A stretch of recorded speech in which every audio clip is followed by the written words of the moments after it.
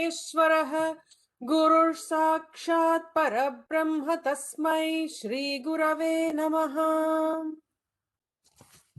Somebody has to remind me where we are. Your favorite stanza, Ishvara Vacha, Sri Ram. Yes. Yes, I remember that. Awesome. We'll do that. So we are doing Vishnu Sahasranamam Uttara Bhagam. We are on the 27th shloka. So Ishvara Uvacha Shri Rama Rama Rameti Rame Rame Manorame Sahasra Nama Tatulyam Rama Nama Varanane. And then we'll conclude with Shri Rama Nama Varanana Om Nama Iti. Okay, so I'll chant once and we'll go take turns. Ishvara Uvacha Shri Rama Rama Rameti Rame Rame Manorame Sahasranama Tattulyam Rama Nama Varanane Shri Rama Nama Varanana Om Nama Iti. Anita ji, would you like to get us started? ईश्वर उवाच श्रीराम राम रामेति रमे रामे मनोरमे सहस्रनाम तत्तुल्यं राम नाम वरानने श्रीराम नाम वरानन ओम नमः इति. Great. Bhavani ji. ईश्वर उवाच श्रीराम राम रामेति रमे रामे मनोरमे सहस्रनाम तत्तुल्यं राम नाम वरानने श्रीराम नाम वराननम ओम नमः इति. Can you do the last one, the concluding part one more time, please? Shriram नाम वरानन ओम नमः इति. Yeah, awesome. Thank you. Lata ji. Ishvara Vacha, Shri Rama Rama Rameti Rame Rame Manorame Sasranama Tatulyam Ramanama Varaname Shri Rama Nama Varana Om Namo Iti Om Nama Iti. Couple things, Lata ji. Varanane, I don't know, I heard Varaname in the last word. Okay. So, Sasranama Tatulyam Ramanama Varanani. And Sri Ramanama Varanana, there are two N-A-N-A. Correct. Shri Ramanama Varanana Om Nama Iti. Awesome. And Sahasranama Tattulyam, you should have two TH. Correct. Yeah. Okay. Tattulyam. Tattulyam. Okay. Sahasranama Tattulyam. Tattulyam. So make sure that there is an emphasis there. Okay. Awesome. Shriji, I have a question. Like Sri Rama Nama Varanana is or Varanane? Varanana. Nana, right? Okay. Thanks. Yeah. Sahasranama Tattulyam Ramanama Varanini. And then the other one is Varanana. Sri Ramanama Varanana Om Nama Iti. Om Nama Iti. Yeah. Thank you. Okay. Lakshmi ji. ईश्वर उवाच श्रीराम राम रामेति रमे रमे मनोरमे सहस्रनाम तत्तुल्यं राम नाम वरानने श्रीराम नाम वरानन ओम नमः इति. Yeah, I think a couple things that I noticed among a lot of chanters, the Rameti, Rameti, Ti is a hrasvam, it is not Ti. So Shri Rama Rama Rameti. Okay. And then Rame Manorame. Okay. There is so much science in this first line. What it is actually saying is, so if you just chant the first line, the Shri Rama Rama Rameti, Rame Rame Manorame, it is equivalent to chanting the full Sahasranama. And how is it equal to chanting full Sahasranama? There is a whole mathematical formula behind it. At some point, we'll talk about that, or maybe I'll just send it in the forum. for you to read. It's a beautiful shloka. Doesn't mean we can do just this and ignore the Sahasranamam. We have learned the meanings of each of the namas in the Sahasranamam, right? There is an additional benefit in doing the full 1,000 names. But this is, now that's why it's in the concluding part. You know, you're doing the full Sahasranamam by just chanting this one shloka. Some Arvindji. Sri Rama Rama Rameti Rame Rame Manorame Sahasranama Tattulyam Rama Nama Varanane Sri Rama Nama Varanana Om Namaiti. Awesome. We'll move to the next shloka, and this is also an amazing shloka. Go ahead, Ushaji. Go ahead, Ushaji. Just a small request. Can we all tell at once, please, if you don't mind? What is that? This slogam, can we all recite at once? Yeah, that's what I was thinking too. Yeah, good point, Ushaji. So I was Thank thinking you. about that too. Yeah, It's because such an it important feels shloka. complete, like you've been teaching us for so long, it feels complete, like to do it. Yeah, agreed. Yeah. Yeah, I was thinking Thank you so about it, much. and I was thinking, yeah, maybe I want to finish, so I was rushing. So I'm glad you actually brought it up. Sindhuji, go Thank you ahead. so much. Sindhuji, can you chant this one, please? I'm not ready right now. After 5 minutes. Okay. Thank you. Sitaraji seems to have had a difficulty. Shantiji, we are doing the Sri Rama Rama Rameti. Once you are ready, we can chant that. Sri Vidyaji, do you want to go ahead? I'm ready. I'm ready, Sridevi. Okay, please go ahead, Ji. Please go ahead. Ishvara Vacha Sri Rama Rama Rameti Rame Rame Manorame Sahasranama Tattulyam Rama Nama Varanane Sri Rama Nama Varanana Om Nama Iti. Awesome. Just make sure the Rameti is a Hrasvam when you're chanting. One quick question. Sure. Even in this, the last Sri Rama Nama Varanana, is there a pause? Om Nama Iti? Yeah. Same. Anytime when you have any Bijakshara, usually there should be a gap, and especially with the Pranava mantra, we always give it that additional respect of, like, keeping this pause before and after. Okay, thank you. Sri Vidyaji, go ahead. Ishvara Uvacha Shri Rama Rama Rameti Rame Rame Manorame Sahasranama Tattulyam Rama Nama Varanane Shri Rama Nama Varanana Om Nama Iti. Awesome. I heard the T longer too, so just observe that. Otherwise, The last Iti or first? Rameti. Yeah. Okay. I thought after saying I realized it. Yeah. Ushaji, please go ahead.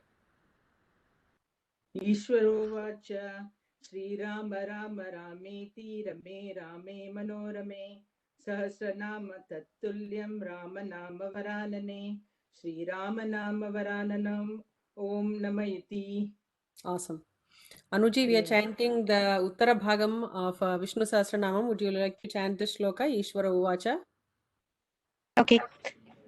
Ishvara Uvacha Shri Rama Rama Rameti Rame Rame Manorame Sahasranama Tattulyam Rama Nama Varanane Shri Rama Nama Varanana Om Nama Om Nama Iti. Awesome. Oh, do the whole thing? No, just that part. That we just finished Okay, that shloka. Okay. Then we'll look at the Brahmo Vacha. This is also, like, fantastic shloka. This is equivalent to Purusha Suktam, what they talk about in the Purusha Suktam, as well as the first Rik of the Narayana Suktam. So notice what it is saying. Namostvanantaya. Namaha Anantaya, basically. Namostvanantaya Sahasramurtaye Sahasrapadakshi Shirorubahave. The one with 1,000 heads, 1,000 eyes, 1,000 feet, and 1,000 shoulders. And, like, when Sahasra is Ananta, Sahasra should not be taken as 1,000. It's Ananta. There are so many n number of feet for the Lord, n number of eyes, and n number of heads, and n number of shoulders. Sahasranamne, he has Sahasranamas, like, Ananta Namas. Purushaya Shashvate, eternal. Sahasra Koti Yugadharine Namaha And then we end with Sahasra Koti Yugadharine Nam. I don't know why I have Om Namah Iti here. I've always been used to saying Sahasra Koti Yugadharine Nama Om Namah Iti. So we actually say another Nama there. I don't know how you have it in your book. Do you have Sahasra Koti Yugadharine Nama Om Namah Iti or Sahasra Koti Yugadharine Om Namah Iti? Om Namah Iti. Namo Om Nama Iti. Yeah, Two namas are there. yeah, I've always been used to doing two namas, so we'll learn it that way. And then, if you want to make it correct it in your book, just add another nama before Om. So nama before Om and after Om. Okay. Now, Guruji, I wanted to tell you that the last second line of that one, which is Yugadharini Na. That's all, Yugadharini Na. Yugadharine Namaha. Namaha. Oh, okay. So that's not there in me. So Yugadharini Namaha. Yeah. And notice that this is not Anushtup Chandas. So the tune for this one will be very different. I'll chant once and then I'll just pause if there are any questions. Brahmovacha Namostvanantaya Sahasramurtaye Sahasrapadakshi Shirorupahave Sahasranamne Purushaya Shashvate Sahasrakoti Yugadharine Namaha Sahasrakoti Yugadharine Nama Om Nama Iti. The Sahasra Koti is Dirgham or Swam? Hrasvam. Okay, thank you.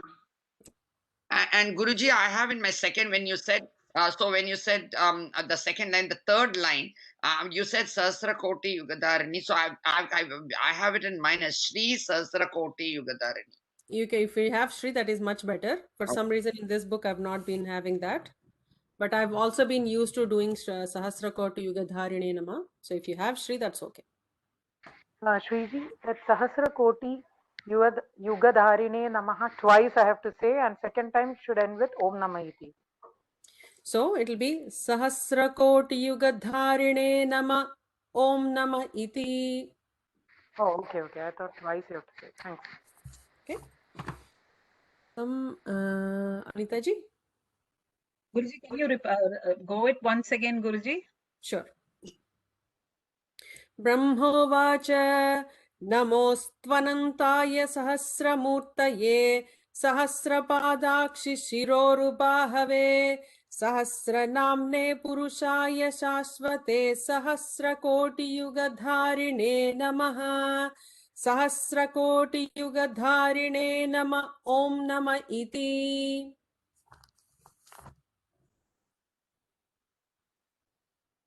The second one is Namo Stvanantaya. So what we can do, maybe, we'll just do individual lines into 4 different lines. And then I'll do one line and you can repeat. Namo Stvanantaya Sahasramurtaye. Namo Stvatantaya Sahasramurtaye. Sahasrapadakshi Shirorubahave. Sahasrapadakshi Shirorubahave. Pahave. Sahasrapadakshi Shirorubahave. Sahasranamne Purushaya Shashvate. Sahasranamne Purushaya Shashvate. Sahasrakoti Yugadharine Namaha. Sahasrakoti Yugadharine Namaha. Sahasrakoti Yugadharine Nama Om Nama Iti. Sahasrakoti Yugadharine Nama Om Nama Iti. Yeah, in Yugadharine, so that Dha is a Mahaprana, just and the little more emphasis is required, but otherwise very well done. Thank you, Guruji. Anuji, would you like to chant? Yes. Namostvanantaya Sahasramurtaye Sahasrapadakshi Shirorubahave Sahasranamne Purushaya Shashvate Sahasrakoti Yugadharine Namaha Sahasrakoti Yugadharine Namaha Om Nama Iti. Awesome. Bhavani ji? ब्रह्मोवाच नमोऽस्त्वनन्ताय सहस्रमूर्तये रुवाहवे सहस्रनाम्ने पुरुषाय शाश्वते सहस्रकोटियुगधारिणे नमः सहस्रकोटियुगधारिणे नमो नम इति. Yeah. So can you do the second line one more time, please? The Sahasrapadakshi one. सहस्रनाम्ने पुरुषाय शाश्वते सहस्रकोटियुगधारिणे नमः. So no, not that one. The second line of the first. Sorry, that's because it's the the Trishtup Chandas. It's the other one. Sahasrapadakshi Shiror Bahave. That one. Meaning the first line, second part. Oh, second. Okay, I'll read the whole line. Namostvanantaya sahasramurtaye sahasrapadakshi shiroruhbahave. Yeah, just make slashes. Sahasra Padakshi Shiroru Bahave. So as three. Shiroru Bahave. Yeah, that makes it easy. Thank you. Awesome, Lataji.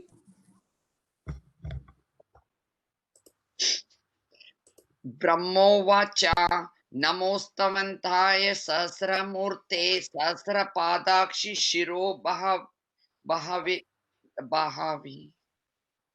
The sahasranami purushaye shaswate sahasra koti yugadharini namaha Shri sahasra koti yugadharini namaha Om Nama iti. Awesome.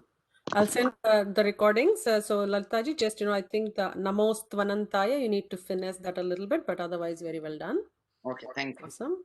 I was worried in the last sentence when the earlier one said, I said, I'm going to get caught there now. No, I think you did it well. Thank you. Lakshmiji. Brahma uvacha namostavantaya sahasramurtaye sahasrapadakshi shishiroru bahave सहस्रनाम्ने पुरुषाय शाश्वते सहस्रकोटि युगधारिणे नमः सहस्रकोटि युगधारिणे नमः ओम नमः इति. So we'll do the first line one more time, Lakshmiji. Namostvanantaya stva. Namostvanantaya. Namostvanantaya. Yeah, just that, practice that one particular line, underline it. Stva. So, sa, ta, va, all three together should be pronounced. Stavantaya. Stva. Stvanantaya. Stavantaya. Yeah, what it is saying is Namostu Anantaya. Namostvanantaya. Namostu Anantaya. So those are the two words there. So it is Namostvanantaya. Sahasramurtaya. Okay. Awesome. Arvindji. Brahmovacha namostvannantaya sahasramurtaye sahasrapadakshi shirorubahave सहस्रनाम्ने पुरुषाय शाश्वते सहस्रकोटियुगधारिणे नमः श्री सहस्रकोटियुगधारिणे नमः ओम नमः इति. Awesome. We'll do the next shloka, and if anybody else wants to chant, because I'm just looking at the time as well. Does everybody want to chant this shloka? I would like to, Shriji. Go ahead, please. Thank you. Brahmovacha namostavantaya sahasramurtaye sahasrapadakshi shirorubahave सहस्रनाम्ने पुरुषाय शाश्वते सहस्रकोटि युगधारिणे नमः सहस्रकोटि युगधारिणे नमः ओम नमः इति. Awesome. Again, the same, just underline that line. Namostu Anantaya becomes Namostvanantaya. Stva. Namostvanantaya. Namostvanantaya. Yeah, you got it. Awesome. Sindhuji. ब्रह्मोवाच नमोऽस्त्वनन्दाय सहस्रमूर्तये सहस्रपादाक्षि शिरोरुबाहवे सहस्रनाम्ने पुरुषाय शाश्वते सहस्रकोटियुगधारिणे नमः सहस्रकोटियुगधारिणे नम ॐ नम इति. Awesome. Well done. Sitaraji. ब्रह्म उवाच नमोऽस्त्वन्त नमोऽस्त्वन्ततं Namostvananta. नमोऽस्त्वनन्तमाय सहस्रमूर्तये सहस्रपादा शिशिरो भव बहाव. Okay, I think I'll just do the first line, 2 lines, Sindhuji, if you want to just repeat after me.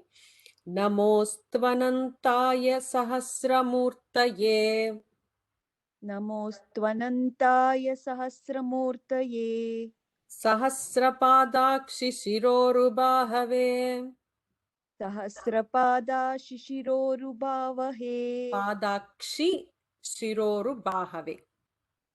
सहस्रपादाक्षि शिशिरोरुभावहे. I think, I don't know if you have a typo there. It is only Shiroru, not Shishiroru. Oh, okay, it's mine. It is Shishiro. Okay. Yeah, so Okay, I Yeah, will even correct. in mine it's Kshi and then Shi Roruha. correct. So that's why I'm saying put slashes this way. Ah. Sahasra Padakshi / Shiroru / Bahave. Bahave. Okay. So Pada is feet, Akshi is eyes, Shiroru. So the Shiras is like how many heads? Urus means thighs, and Bahave means shoulders. So that's how many he has. Ananta of each of these is what it is explaining. So Sahasra Padakshi Shiroru Bahave. And Sitaraji, I noticed that you dropped off, so that's why I'm actually repeating for you. You haven't heard the first breakdown. Did you want to try it one more time? Yes, Guruji, I think the connection is bad today. Yeah, So I'll so I noticed that. That's why I thought, I'd just repeat the first 2 lines. And I think the second one is much easier, the second line, but the first line is there are some tongue twisters there. Do you want to try it one more time? Yes, please, Guruji. Namostvanantaya सहस्रमूर्तये सहस्रपादाक्षि शिरोरुभावहे Bahave. बाहवे सहस्रनाम्ने पुरुषाय शाश्वते सहस्रकोटियुगधारिणी नमः सहस्रकोटियुगधारिणी नमः ॐ नमः इति. Awesome. Just by chanting this individually, there is also so much benefit. See Bhagavan as the Ananta, the Shashwata, the everything, right? So it's, it's a very beautiful shloka. And as I mentioned, that Sahasra Sirisha Devam, Sahasra Sirisham Devam Vishwaksham Vishwasambhuvam. So the Narayana Suktam and Sahasra Sirisha Purusha from Purusha Suktam, it's all embedded in here. Okay, Sri Vidyaji, go ahead. ब्रह्मोवाच नमोऽस्त्वनन्दाय सहस्रमूर्तये सहस्रपाद sorry is You got it. correct? The tune Yeah. correct? Yeah. The tune I think was a little different, but go ahead. You were actually pronunciation was good. Go ahead. नमोऽस्त्वनन्दाय सहस्रमूर्तये सहस्रपादाक्षि शिशिरोरुबाहवे सहस्रनाम्ने पुरुषाय शाश्वते सहस्रकोटियुगधारिणे नमः श्रीसहस्रकोटियुगधारिणे नमः ॐ नमः इति. So I don't know if you also have Shishiroru. It's also good. Correct. Shishira is a Rutu, right? Like it's a season. So he is of course the Shishiroru.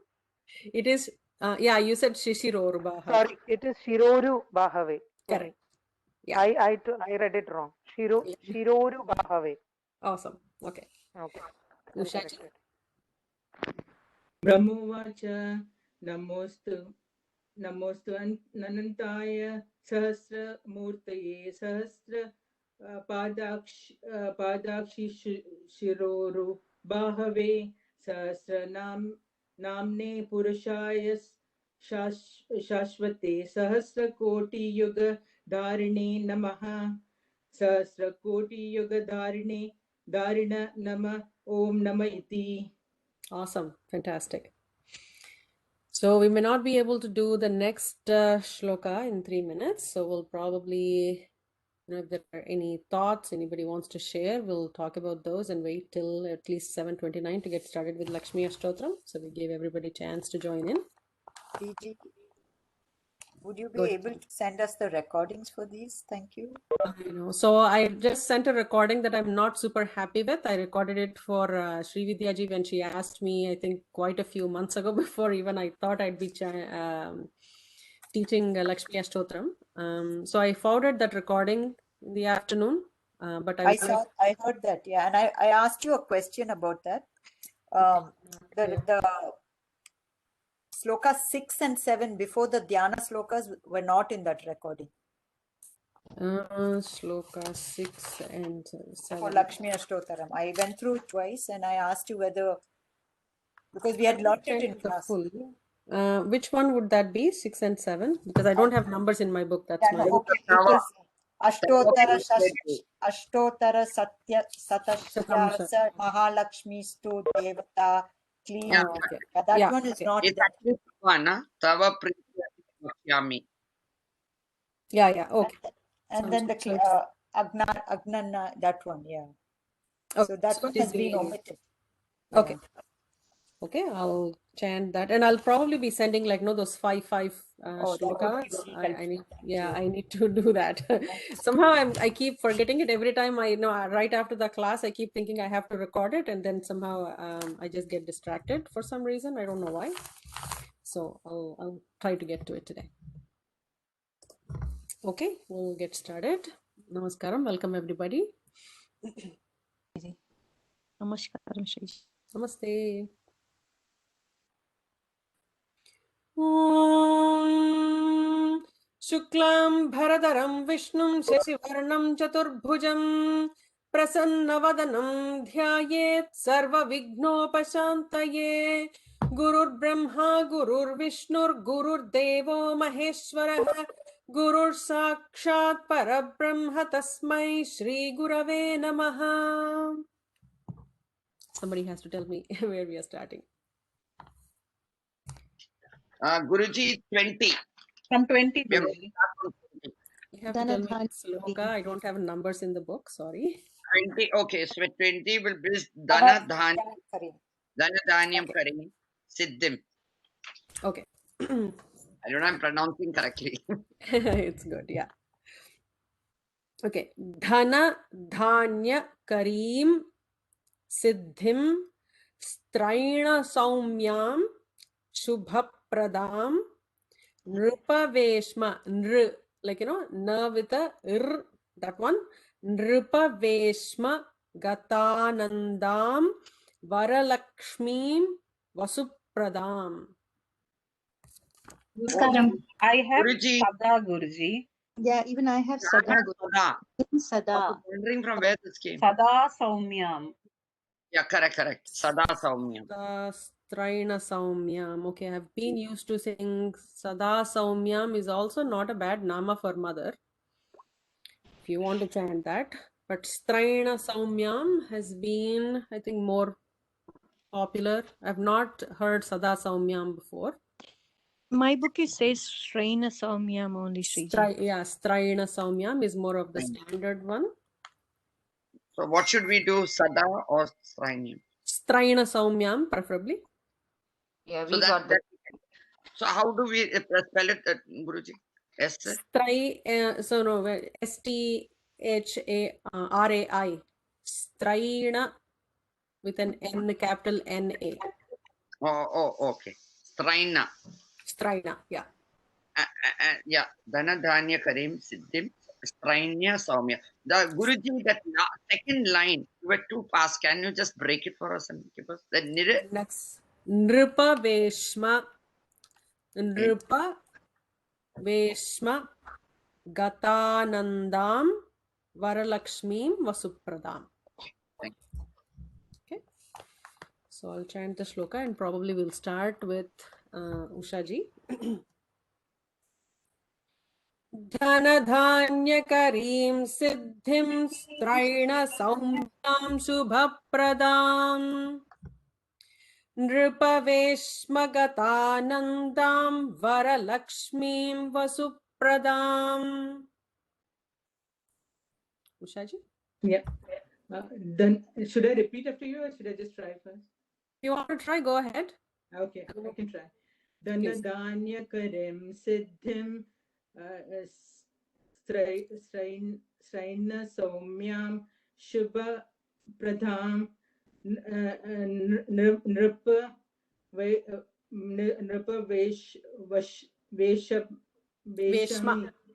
veshma nripa veshma gata nandam varalakshmim vasu pradham. Awesome. Very well done. Sushma ji?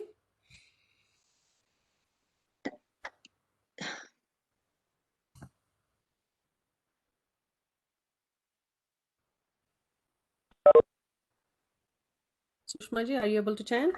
Yes.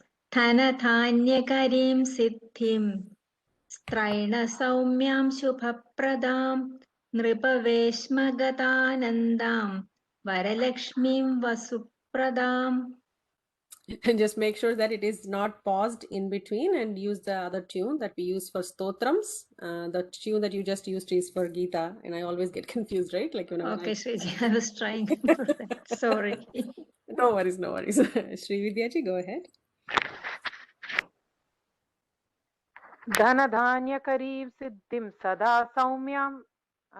Actually, the tone Yeah, go back to the actual tone. If you don't mind, can you repeat that? I'm not able to get it. Okay. Dhanadhanya karim straina saumyam shubhapradam. Okay, thank you. Thank you, Shriji. Dhanadhanya karim siddhim straina saumyam shubhapradam nripaveshmagadanandam varalakshmim vasupradam. Awesome. Sindhu ji? धनधान्यकरीं सिद्धिं त्रैण सौम्य सुतप्रथां नृपवेश्मगन्धानन्दां वरलक्ष्मीं वसुप्रथाम्. Few things. Gatanandam, Nripaveshma Gatanandam, and Straina Sam Shubha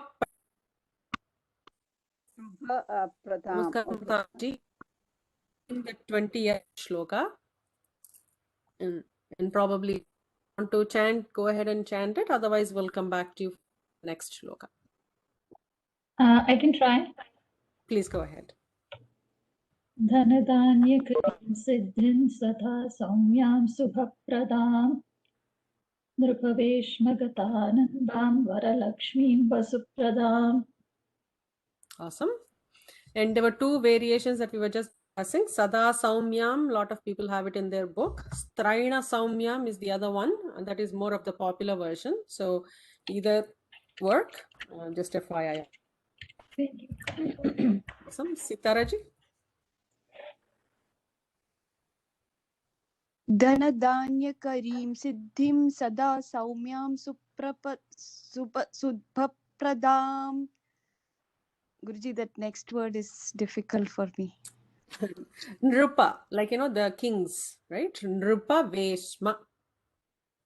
Just divided into two. Nrupa Veshma Gatanandam Varalakshmim Vasupradam. Yeah, Gatanandam. Gatanandam. Okay. Nrupa Veshma Gatanandam Varalakshmim Vasupradam.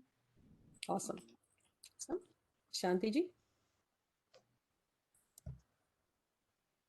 धनधान्यकरीं सिद्धिं स्त्रैण सौम्यां शुभप्रदां नृपवेश्मगतानन्दां वरलक्ष्मीं वसुप्रदाम्. Awesome. We'll go to the next shloka now. Shubham Hiranyapprakaram. Prakara, all three are dirghams. Samudra Tanayam Hayam Namami Mangalam Devim Vishnu Vakshasthala Sthitam. And note that Vakshastha is a Mahaprana there. Tatha is Mahaprana. And Sthitam, that is also Mahaprana. I'll chant the shloka. Shubham Hiranya Prakaram Samudratanayam Jayam Namami Mangalam Devim Vishnu Vakshasthalassthitam. Rajamji, would you like to chant? Just sorry, one. हिरण्यप्राकारां समुद्रतनयां जयां Namami मङ्गलां देवीं विष्णुवक्षस्थलस्थिताम्. Awesome. Thank you. Jayashree ji, go ahead. Okay. शुभां हिरण्यप्रकारां समुद्रतनयां जयां नमामि मङ्गलां देवीं विष्णुवक्षस्थलस्थिताम्. Awesome.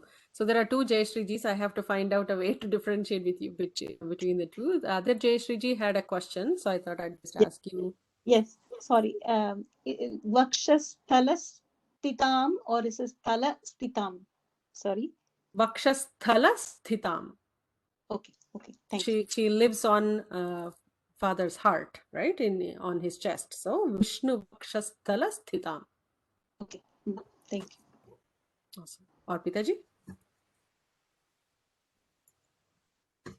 शुभां हिरण्यप्राकारां समुद्रतनयां जयां नमामि मङ्गलां देवीं विष्णुवक्षस्थलास्थिताम्. Awesome. Lakshmi.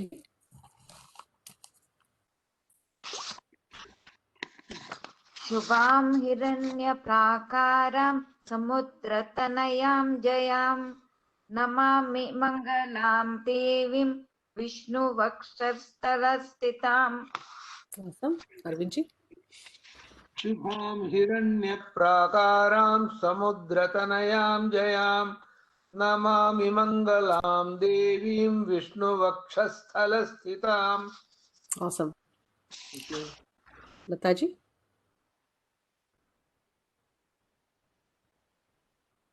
Shubham Hiranyaprakaram Samudratanyam Jayam Namami Mangalam Devim Vishnu Vakshasthala Sthitam. Awesome. Mangalam, the la is also the longer dirgham. Otherwise, very well done. Thank you. Jayashree ji, which Jayashree ji? Yes. I'll try to put another thing to it. Yeah. Yeah, maybe like, a last name. So at least an initial that differentiate between the two of you. I will do that. Shubham Hiranyaprakaram Samudrathanayam Jayam Namami Mangalam Devim Vishnu Vakshasthalassthitam. Awesome. The other Jayashree ji. I just chanted. It's okay. Okay, sounds good. Yes. Thank you. Okay, we'll go to the next shloka. Vishnu Patneem. Actually, I don't know why I don't have that Patneem here in my book. Lots of typos. Vishnu Patneem Prasannakshim Narayana Samashritam Daridrya Dhvamsinim. That the Daridrya, the first two das are regular pranas, but Dhvamsini, that is a dha, second dha. Dhvamsinim Devim Sarvopadrava Varinim. She avoids all the upadravas. Sarvopadrava Varinim. I'll chant the shloka. Vishnu Patnim Prasannakshim Narayana Samashritam Daridrya Dhvamsinim Devim Sarvopadrava Varinim. Deepa ji. We have one bar in mine. Or Varini. In my thing, And there's only one bar in mine. Sarvo Padrava Harini is how it is. Yeah, Padrava Harini. Oh, you have Harinim. Varini is somebody who. Harinim is somebody who actually, once it comes, she will stop it at that time. So I would go with the Varini, so it doesn't even happen. No, I mean you said Sarvo Padrava Vaharini, I thought. No, Varini. Okay, so can you say दारिद्र्यध्वंसिनीं देवीं सर्वोपद्रववारिणीं. Okay.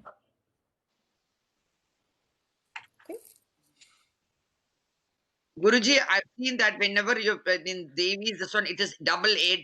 So Varini, Mangala, like that. Correct. All namas for mother usually end with dirghams. That dirgham is very, very specific. Even Lalita Sahasranamam or any mothers, because they are feminine gender, most like 99% of the namas will end with dirgham. So it has to be like beautifully pronounced at the end. And for Bhagwan, it usually ends in Visarga because of the masculine gender. Deepaji? विष्णुपत्नीं प्रसन्नाक्षीं नारायणसमाश्रितां दारिद्र्यध्वंसिनीं देवीं सर्वोपद्रववारिणीम्. Awesome. Bhavani ji? Vishnupatni Prasannakshi.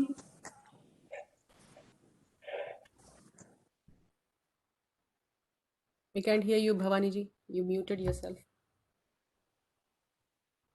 Oh, Bhavani ji, somebody else started, so. Yeah, go ahead. Vishnupatnim Prasannakshim Narayana Samashritam Daridradvamshini Devi Daridradvamsini Devim Sarvopadaravarinim. Sarvopadaravarinim. Sarvopadaravarinim. Awesome. Fantastic. Anuji? विष्णुपत्नीं प्रसन्नाक्षीं नारायणसमाश्रितां दारिद्र्यध्वंसिनीं देवीं सर्वोपद्रववारिणीम्. Awesome. Anita ji? Anita Ravindran? विष्णुपत्नीं प्रसन्नाक्षीं Narayana समत्सृतां दारिद्र्यध्वंसिनीं देवीं सर्वोपद्रववारिणीम्. Awesome. Samashritam is a dirgham and Devim is also dirgham. All the individual namas have to be ending in the dirghams. Awesome. Anita ji? Ravi Pati? विष्णुपत्नीं प्रसन्नाक्षीं नारायणसमाश्रितां दारिद्र्यध्वंसिनीं देवीं सर्वोपद्रववारिणीम्. Awesome. So we are to at the last shloka of the Ashtotram. With this, we will finish the Ashtotram, and then there will be Dhyana shlokas, and there will be a Phalashriti. So we are concluding the actual 108 namas with this shloka that's coming up. Navadurgam Mahakalyam, or I have heard Mahakalim, which I think I use. Brahma Vishnu Sivatmikam, that is one nama. She is the Atma of Brahma, Vishnu and Shiva. Trikalajnana Sampannam Namami Bhuvaneshwarim. Okay, I'll chant the shloka. Navadurgam Mahakalim Brahma Vishnu Sivatmikam Trikalajnana Sampannam Namami Bhuvaneshwarim. Taraji? Oh, sorry, Ushaji. Please. Okay, I'll try. Navadurga Mahakalim Brahma Vishnu Shivatmikam Trikalanyana Sampannam Namami Bhuvaneshwarim. Awesome. Navadurga Mahakalim Brahma Vishnu Shivatmikam Trikalajnana Sampannam Namami Bhuvaneshwarim. Awesome. Sushma ji? Navadurgam Mahakalim Brahma Vishnu Shivatmikam Trikalajnana Sampannam Namami Bhuvaneshwarim. Awesome. Sri Vidya ji? Navadurga Mahakalim Brahma Vishnu Shivatmikam Trikalajnana Sambannam Namami Bhuvaneshwarim. Awesome. Sitara ji? नवदुर्गां महाकालीं ब्रह्मविष्णुशिवात्मिकां त्रिकालज्ञानसम्पन्नां Namami भुवनेश्वरीम्. Awesome. Sindhuji. नवदुर्गां महाकालीं Brahma Vishnu शिवात्मिकां त्रिकालज्ञानसम्पन्नां Namami Bhuvaneshwari. Awesome. It's a very beautiful Ashtotram. At some point, maybe we'll do the meanings for each of these. Each and every nama is so special. And to me, actually, it ends with Bhuvaneshwari. Bhuvaneshwari is my mother's name. So to me, this is, that shloka has a lot of emotional attachment to it. Okay, we'll look at the Dhyana shloka now. And I'm assuming everybody knows this Dhyana shloka, but we'll again just chant it so we can practice. Lakshmim, and notice that this is the shloka that we are chanting is not in Anushtup Chandas, so it'll have a different tune. And everybody, there's no standard for this one that I have heard, but we'll learn it in a way. Lakshmim Kshira Samudra Rajatanayam Sriranga Dhameshwarim, that dha is Mahaprana there. Dasi, the regular da. Dasi Bhuta, bha, Mahaprana. Dasi Bhuta Samasta Deva Vanitam Lokaika Deepankuram Shrimanmanda Kataksha Labdha Vibhavat Brahmendra Gangadharam Tvam Trailokya Kutumbinim Sarasijam Vande Mukunda Priyam. Did everybody get all the slashes? Anybody who's doing that? Yes. Guruji, third Guruji. line, Guruji, please. Yeah, third line. It's a so big one. Yeah. Okay, we'll just make it into smaller parts. Yeah. Shriman Manda. Iman Manda. Yeah. Kataksha Labdha Vibhavat Brahmendra Gangadharam. Guruji, wait. Bibaba. Vibhavat. Oh, Bivat. Okay. Vibhavat. Bivat. Okay. Brahmendra Gangadharam. Gangadharam Tamam. Okay. Okay. So can you Tvam. once again, Shriman Manda Kataksha Labdha Vibhavat. Yeah. Okay. Brahmendra Gangadharam Tamam. Yeah, Gangadharam. Gangadharam. Okay. And then the next one. Try. Tvam / Trailokya / Kutumbinim / Sarasijam / Vande / Mukunda / Priyam. Okay.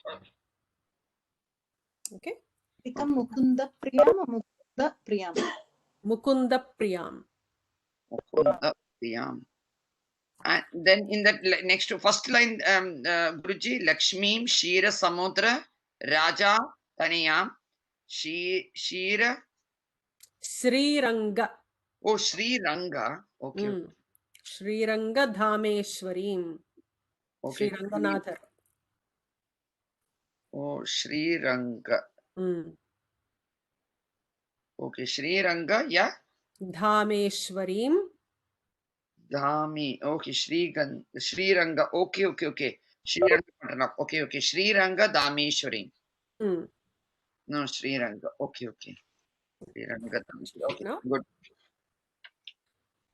Lakshmi Kshira Samudra Rajatanayam Shri Ranga Dhameshwarim Dasi Bhuta Samasta Deva Vanitam Lokaika Deepankuram Shrimanmanda Kataksha Labdha Vibhavat Brahmendra Gangadharam Tvam Trailokya Kutumbinim Sarasijam Vande Mukunda Priyam. So I missed the fourth line for some reason. We'll chant it properly.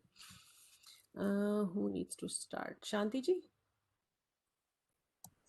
Can I repeat it after you, Shriji? This is Sure. Do one line at a time. Lakshmi Kshira राजतनयां श्रीरङ्गधामेश्वरीं लक्ष्मीं समुद्रराजतनयां श्रीरङ्गधामेश्वरीं दासीभूत समस्तदेववनिता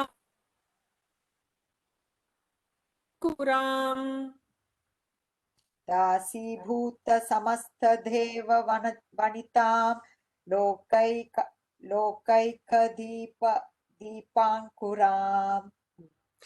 श्रीमन्मन्दकटाक्षलब्धविभवद् ब्रह्मेन्द्र गंगाधराम् श्रीमन्मन्दकटाक्षलब्धविभवद् ब्रह्मेन्द्र गंगाधराम् त्वां त्रैलोक्यकुटुम्बिनीं सरसिजां वन्दे मुकुन्दप्रियाम् त्वां त्रैलोक्यकुटुम्बिनीं सरसिजां वन्दे मुकुन्दप्रियाम् Awesome. Thank you. Jamji? लक्ष्मीं क्षीरसमुद्रराजतनयां श्रीरङ्गधामेश्वरीं दासीभूतसमस्तदेववनितां लोकैकदीपाङ्कुरां श्रीमन्मन्दकटाक्षलब्धविभवत् ब्रह्मेन्द्रगङ्गाधरां त्वां त्रैलोक्यकुटुम्बिनीं सरसिजां वन्दे मुकुन्दप्रियाम्. Awesome. Done. Or Pitaji? लक्ष्मीं क्षीरसमुद्रराजतनयां श्रीरङ्गधामेश्वरीं दासीभूतसमस्तदेववनितां लोकैकदीपाङ्कुरां श्रीमन्मन्दकटाक्षलब्धविभवात् ब्रह्मेन्द्रगङ्गाधरां त्वां त्रैलोक्यकुटुम्बिनीं सरसिजां वन्दे मुकुन्दप्रियाम्. Awesome. Very well done. Lakshmi ji? लक्ष्मीं श्रीसमुद्रराजतनयां श्रीरङ्गधामेश्वरीं दासीभूतसमस्तदेववनितां लोकैकदीपाङ्कुरां श्रीमन्मन्दकटाक्षलब्ध विभवद् ब्रह्मेन्द्र गंगाधरां त्वां त्रैलोक्यकुटुम्बिनी सरसिजां वन्दे मुकुन्दप्रियाम्. Awesome. Arvindji? लक्ष्मीं क्षीरसमुद्रराजतनयां श्रीरङ्गधामेश्वरीं दासीभूतसमस्तदेववनितां लोकैकदीपाङ्कुरां श्रीमन्मन्दकटाक्षलब्धविभवत् ब्रह्मेन्द्रगङ्गाधरां त्वां त्रैलोक्यकुटुम्बिनीं सरसिजां वन्दे मुकुन्दप्रियाम्. Awesome. Lataji? I remember my mother-in-law, she taught me this. Lakshmim Shira Samudra Raja Taniyam Sriranga Dameshwarim Dasi Bhuta Samasta Deva Vanitam Lokaika Deepam Kuram Shriman Manda Kadaksham Labda Vivaha Vibaha Brahmendra Gangadharam Twam Trilokya Kudumbini Sarsijam Vande Mukunda Priyam. Awesome. So the next shloka, according to Lakshmi, is the shloka that it ends with. We'll do the Palashruti, but I also chant two other shlokas that I would probably just include here, but it is not Ashtotra. Matar Namami Kamale Kamalayataakshi Sri Vishnuhrit Kamalavasini Vishwamataha Kshirodaje Kamala Komala Garbha Gauri Lakshmi Prasida Satatam Namatam Sharanye. Did everybody get the breakdown? No, Guruji, that Matra Namami Kamale, Kamalaya, Kamalaya Takshiya. Kamalaya Takshi. Okay, and the next one is Sri Vishnu. Sri Vishnu Hrut Kamalavasini Vishwamataha Kshirodaje Kamala Komala Garbha Gauri Lakshmi Prasida Satatam Namatam Charanye. Thank you.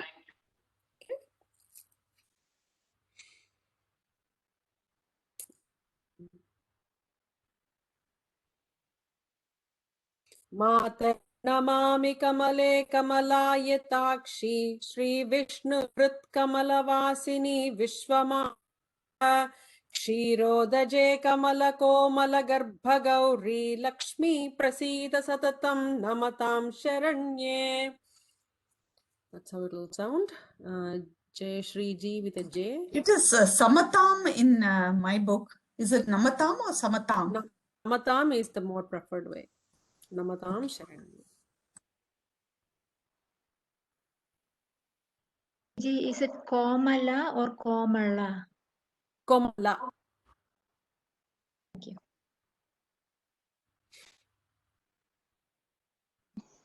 I guess I'll go. Okay.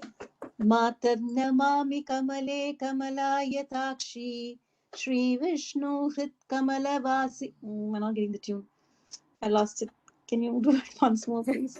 No worries. I know these are a little different, and that's why you're okay to just switch the tune a little bit. So you're okay, Jayashriji. Go ahead.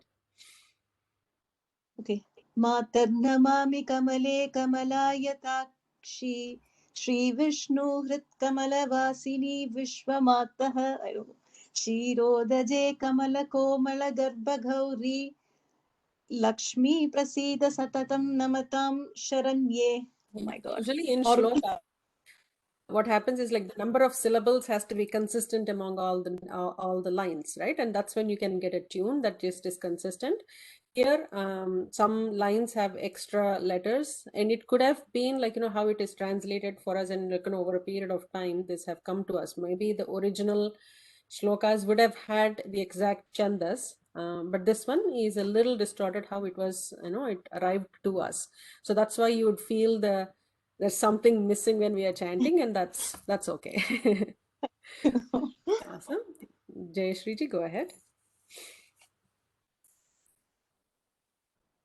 Matar namami kamale kamalayataksi Sri Vishnu Hrit Kamalavasini Vishwamataha Kshirodaje Kamala Komala Garbha Gauri Lakshmi Prasiddha Satatam Namatam Sharanye. Two things. Vishwamataha with a Hrasvam at the end for the.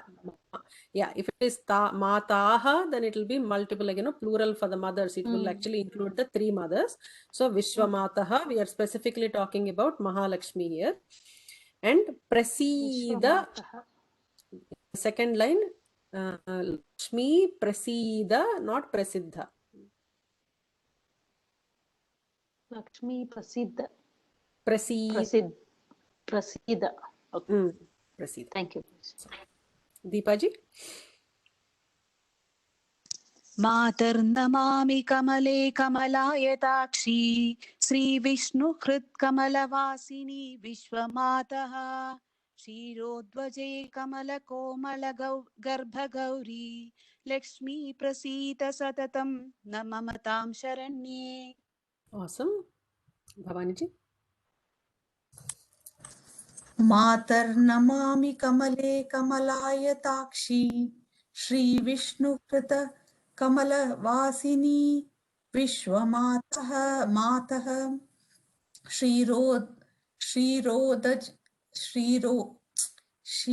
Shrirodaje Kamala Komala Garbha Gauri Lakshmi Prasida Satatam Namatam Sharanye. Awesome. Anuji?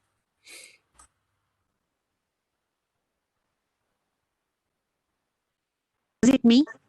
Yeah. You Okay, want okay. मातर्नमामि कमले कमलायताक्षी श्रीविष्णुहृत्कमलवासिनी विश्वमातः क्षीरोदजे कमलकोमलगर्भगौरी लक्ष्मी प्रसीद सततं नमतां शरण्ये. Awesome. Anita Ravindranji. Namami कमले कमलायदाक्षी श्रीविष्णुहृत्कमलवासिनी विश्वमातः क्षीरोदजे कमलकोमलगर्भगौरी लक्ष्मी प्रसीद सततं नमतं शरण्ये. Awesome. Anita Ravi Patil. मातर्नमामि कमले कमलायताक्षी श्रीविष्णुहृत्कमलवासिनी विश्वमातः क्षीरोदजे कमलकोमलगर्भगौरी लक्ष्मी प्रसीद सततं नमतां शरण्ये. Fantastic. So we completed with the Dhyana shlokas. Next week we can look at the Phalashruti. I am a little okay with Phalashruti. Like, I'm not expecting any phalam when I'm chanting these. I'm just chanting as, my form of my love for mother. But we will learn that, I think 4 or 5 or 6, how many ever Phalashruti shlokas, we'll learn those as well. But I do have a proposal, and then we can respond on the forum. I was thinking because it's such a short, Ashtotram, and it is very powerful in many ways, both the Bhukti Mukti Pradayini Stotram, and it is easy to memorize. Smaller words, small namas. It's not like, complicated tongue twisters. There are a few here and there, but it is a simple stotram. So wondered if we did 11 times of this stotram next week, and if anybody who wants to chant, we'll just take turns, and probably I'll do assignments, and then we'll just do it 11 times. Usually it takes about 3 to 4 minutes to chant it. So we might need to go a little over 8 o'clock. We'll finish the Vishnu Sahasranamam. There are 3 or 4 shlokas left in the Uttara Bhaga. And then we'll just chant. And then later, probably a following class, we'll do the Phalashruti as an offering to the mother. So if anybody is interested in doing that, just respond to the forum.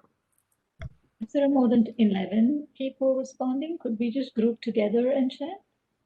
The problem is because, if we were all together, we would chant together, right? And it would not disturb anybody. But if we are chanting online, it just disturbs one another. The way I would be doing it is, depending on the number of responses we get, it might not be like, each and every person will not be able to chant the full stotram. So I might just assign 1 to 5 or 6 to 10 or Dhyana shlokas, something like that. But everybody who responds will get a chance for sure. I think everybody would want to. Phalashruti, no? I think all of us say yes, Shriji. How are you? Yeah. We all say yes. I would definitely say yes. Now only, not no forum. practice. We also say yes. Anybody who want Yes.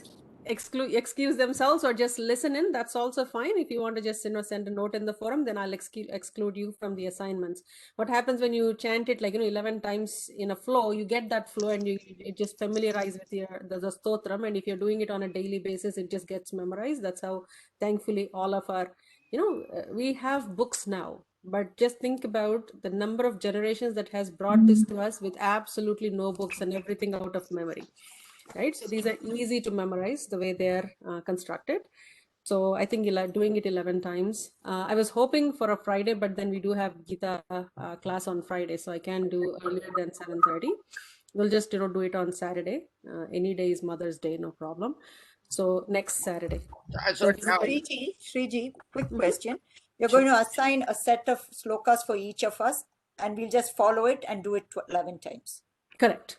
So for example, first stotram, let's assume there are, if everybody in this group is accepting it, I just need a way to, and I'm assuming Bhaskarji and Kalpanaji did not join here, but I'm assuming they'd be interested to chant as well. So I just need to take a screenshot of, so I can start assigning. Let's assume, first round, it will be for 3 people. Second round, it will be for 3 people. So the dhyana shlokas plus 1 to 5. And then 6th shloka to 15th shloka, somebody else. And then the 17th shloka or 16th shloka to the end, somebody else.